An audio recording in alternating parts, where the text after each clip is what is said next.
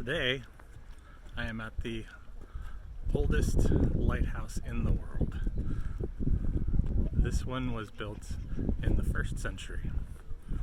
That's 2,000 years ago, and apparently it was based on the design of the much older famous lighthouse at the Greek city of Alexandria in northern Egypt. Now, probably the Phoenicians had one here before the Romans, but that's not based on what they found inside, but what the historical record says. So this was called Ferrum Brigantium for a long time, which comes from the Greek pharos, which is lighthouse. However, it has since been renamed the much more exciting Torre de Hercules, the Tower of Hercules, which I guess is better for marketing. Apparently in the 18th century it was also restored in not necessarily the entirely original style, because 18th century they didn't have as much information, but we're still going to check it out, and it's still really cool. The oldest still operating lighthouse in the world, Torre de Hercules.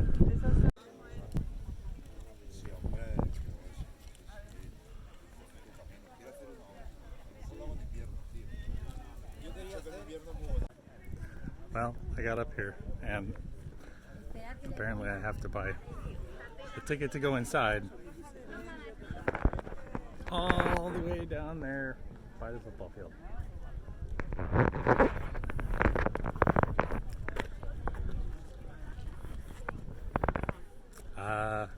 Organization.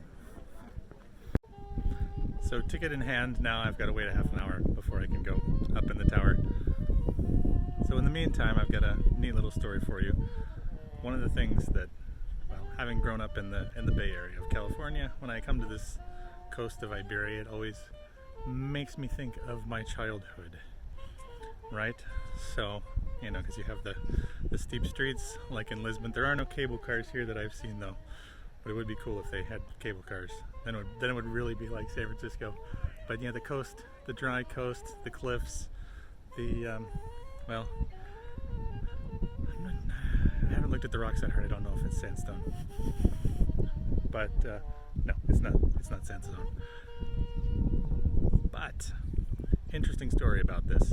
So in 1589, not long after the famous defeat of the Spanish Armada by the weather off the coast of Britain and the British Navy that changed the world power structure, Francis Drake came here and attacked Coruña, and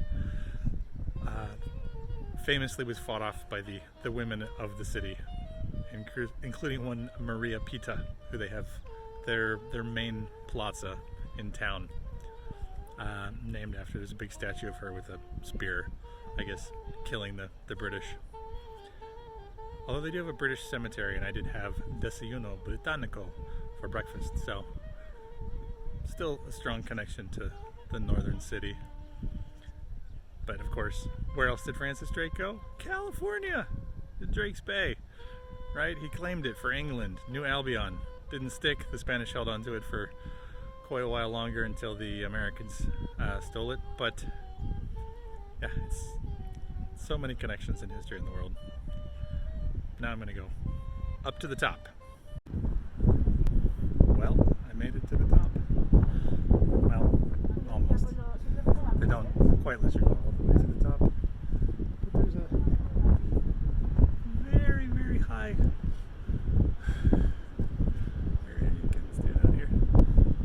And I'm trying not to think too much about the tower being 2,000 years old. I'm sure all the restoration workers made it perfectly safe. Unless there's another large earthquake.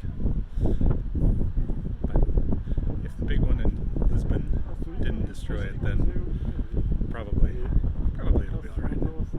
A beautiful view from up here, though. Incredible. 2,000 years ago, out onto this sea, looked the Romans from this height, in this building, this lighthouse in the world.